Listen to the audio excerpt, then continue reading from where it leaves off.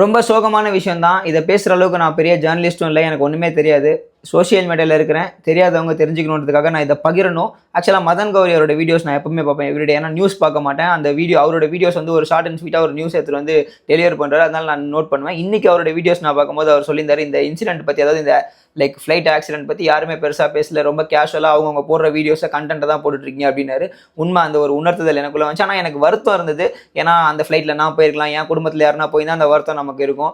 But அப்போ ரொம்ப ஃபீலா இருந்தது. அப்புறம் இப்போ ரீசெண்டா ஒரு ஃபோட்டோவும் பார்த்தேன். சாப்பிட்டுட்டு நானும் அதே வீடியோ மாரி சாப்பிட்டுட்டு ஜாலியா என்னோட கன்டென்ட் போடும்போது அது எனக்கு ஒரு வருத்தத்த தெரிவிச்சது. ஸோ அதெல்லாம் நான் ஷேர் பண்றேன்.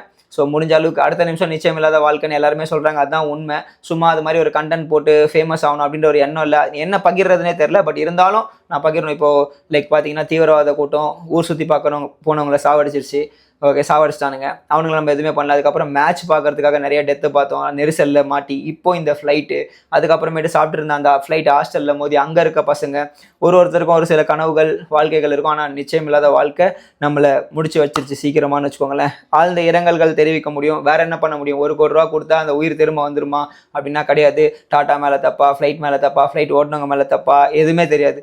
பட் முடிஞ்ச அளவுக்கு அன்பாவும் சமாதானமாவும் வன்மத்தை கக்காம தெரிஞ்சதை சொல்லிக் கொடுப்போம், தெரியாததை கற்றுக்குவோம், சமாதானமாக ஒரு வாழ்க்கையை வாழ்வோம் அப்படின்றத இந்த வீடியோ மூலயமா தெரிவிக்க விரும்புகிறேன். ஆழ்ந்த இரங்கல்கள் once again, that all the families. Love you.